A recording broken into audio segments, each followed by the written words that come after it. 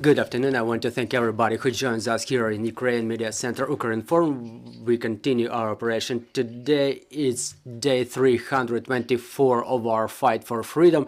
And now joining us online will be Natalia Sad, the spokesperson for Ukroboronprom state concern. Good afternoon, Miss Natalia. Good afternoon. Glory to Ukraine. Glory to the heroes. Miss Natalia, let's talk about this arrangement by the state concerned of the mass manufacturing of 82 millimeter caliber fragmentation bombs in the manufacturing capacities of NATO countries. We know about this successful agreement of our concern. Give us a few more comments on that. Well, for the first time within the 31 years of the independence of Ukraine, Ukraine made it arranging the manufacturing of 82 millimeter fragmentation bomb. However, this bomb that I'm holding in my hands is improved. It's modernized, so it's a Ukrainian 82 millimeter grenade. As I mentioned, we deployed this manufacturing in the capacities in our partner countries, since in our country we have a great liberation war going on, and we bear very significant security risks for manufacturing capacities, for infrastructure, and for our people, for our employees, for their jobs. That's why we deployed the manufacturing outside the country to ensure the safe and secure manufacturing process, to protect our people against the incoming missile strikes. The technology of this fragmentation bomb is Ukrainian, as well as the people who assembled this mine, they are Ukrainians too. Can you tell us a little bit more in detail about this modernized technology? What are the advantages? What advantages does it have now? It's a fragmentation bomb that is used during the mortar combat. What was actually modernized? We increased the number of deadly fragments, of deadly shrapnel that the mine may produce during the explosion. When talking about the standard mine is something that we call the Soviet era specimen. So we increased the number of shrapnel 2.5 times. During one of the tests, we counted about 460 pieces of shrapnel in the distance of 5 meters from the epicenter of explosion. Meanwhile, the Soviet era bomb has 198 pieces of shrapnel. At the distance of 10 to 15 meters, the amount of shrapnel was times more than the standard Soviet bomb. So which means that the bomb which is used for damaging of the personnel, of the enemy personnel, it will have better effect. So the enemy will get our presence more frequently than it could have been done with the use of a standard Soviet bomb. So this is the main improvement or the main enhancement of this 82 millimeter fragmentation bomb. Natalia, I cannot help but asking about the development of other types of ammunition. Recently there was information about the arrangement of manufacturing of 152 artillery shells. Can you give us a few comments on that? Oh yeah, obviously. To wrap it up about the bomb, I want to add that the manufacturing of this mine was deployed not yesterday. We already were able to ship the first deliveries to our defenders. I'm talking about tens of thousands of bombs, and they already passed the tests in battle conditions. So now we're talking about the growth of manufacturing of this 82 millimeter bomb to fully cover the needs of our armed forces in this type of ammunition. Getting back to your second question, yes, we arranged the manufacturing of the deficit ammunition of 152 millimeter ammunition Why is it in deficit? Because the partner countries who had this type of ammunition in their storage, their storages are already depleted. So since the beginning of the full-scale war, we were able to buy out, to clear out their storages to zero, their reserves to zero. So we stumbled upon the question, where are we going to take this type of ammunition further on? So this is why the need for deployment of such manufacturing capacities arose, and we were able to deploy it in the territory of our partner countries. So those are the full-fledged shells. They are not, I mean, they're not just the shells. It bears the deadly fuse. It gives our artillery the opportunity to fulfill their tasks, their battle tasks. And the Minister of Defense, Alexei Reznikov, was the first to bring up this issue, and today we continue to manufacture these 122 and 152 millimeter shells for our artillery, and we keep increasing the manufacture because the need for this type of ammunition grows on a daily basis. So we could cover the deficit and fully cover the need of our armed forces. So for what we understand, as of today, we cannot cover the needs of our armed forces in full. Yes, that's true. As to the program of the development of the strike drones, we were hearing the announcements of Ukroboronprom regarding such developments, that it was in progress, or the development of such drone was almost completed. Well, I was waiting for your question, of this specific question. Yes, we last mentioned the development of this drone back in the end of December, where we informed that the number of successful tests is already accomplished, and we were going out on a mission with the under conditions of the electronic warfare. So as of today, the development of a UAV with a distance of strikes over 1,000 kilometers and a payload of more than 75 kilograms is already at the phase where we already cannot say anything about that.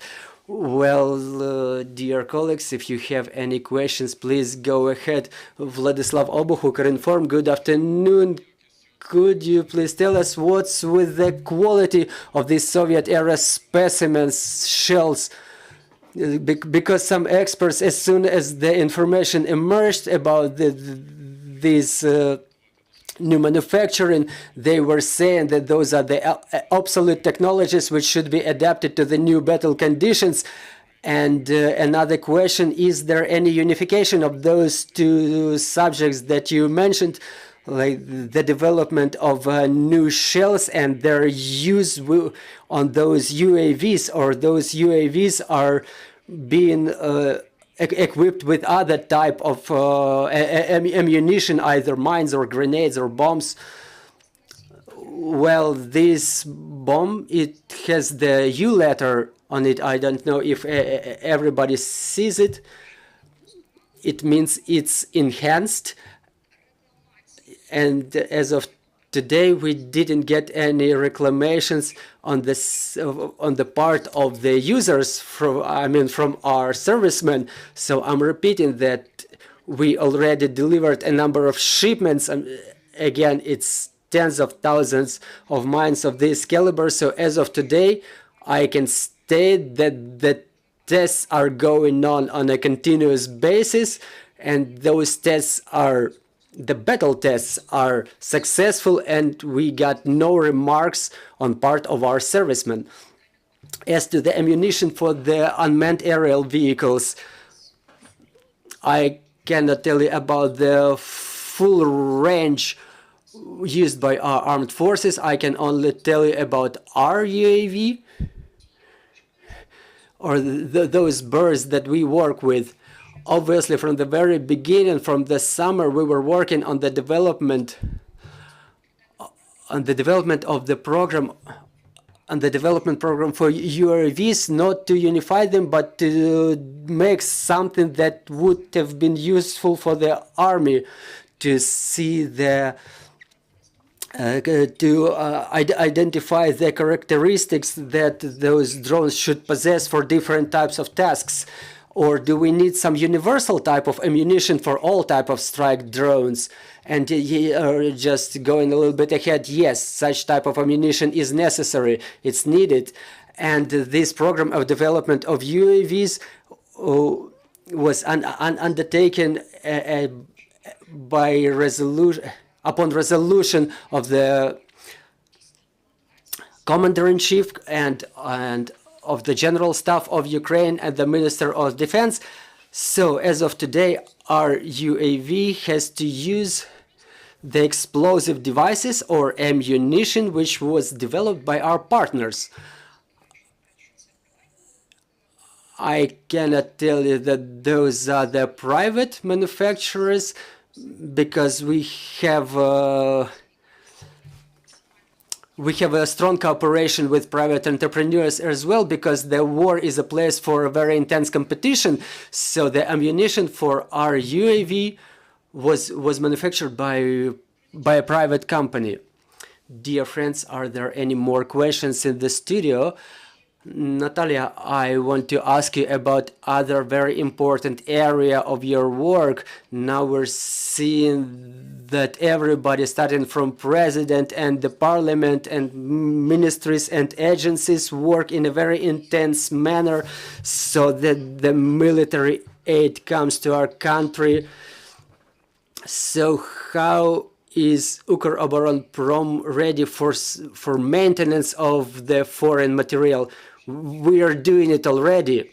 We already started technical maintenance of the Western specimens of material. We understand that that material was handed to Ukraine not to stay in the fields in case of damage. This material should be in action on Ukrainian side. So as soon as we get any signal that any piece of material is out of order, we start working on it, and we are the only one who currently works on repair and maintenance of this type of equipment and machinery, along with the scheduled maintenance and manufacturing of our Ukrainian. I mean, obviously it's a modernized Soviet specimens, but those are the Ukrainian types of weapons.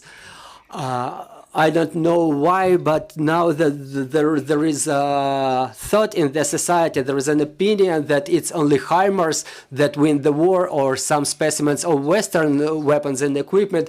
But talking about the balance of Ukrainian weapons and Western weapons in the Ukrainian armed forces, it's far from even being 50-50. So we continue doing the war with those types of weapons and equipment which is being manufactured, maintained, repaired by Ukroboronprom. So that process is going on. We were summarizing the last year. We took the 10 months of the full-scale war, and we counted that by different types of weapons and military equipment. I'm not calling the exact specimens in order not to put those enterprises who manufacture or modernize them in jeopardy, but we were able to increase the scale of repair for different specimens of military machinery and equipment 5 to 8 times. So those are the tectonic movements for us, because on a daily basis or on a monthly basis, those needs are only growing. So I can tell you that our capabilities for repair of the military material reach the annual indicator for year 2021, for example, within 1 month, we repair as much material as we did during the whole year of 2021. So currently we're working on fully covering the requirements of the armed forces for the our armament and security.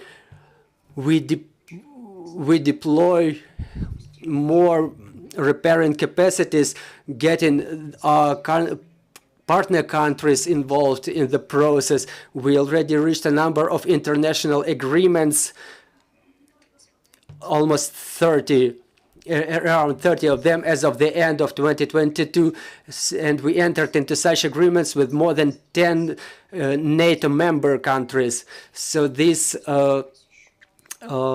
international cooperation is getting more profound, and I hope that very soon I will be able to satisfy our armed forces with the first products of this joint work, of this cooperation with the NATO countries. And on top of it all, there is a maintenance of material which is new for us, that will soon become or may become a backbone of our defense complex. I think that all of our military and defense industry will be rebuilt.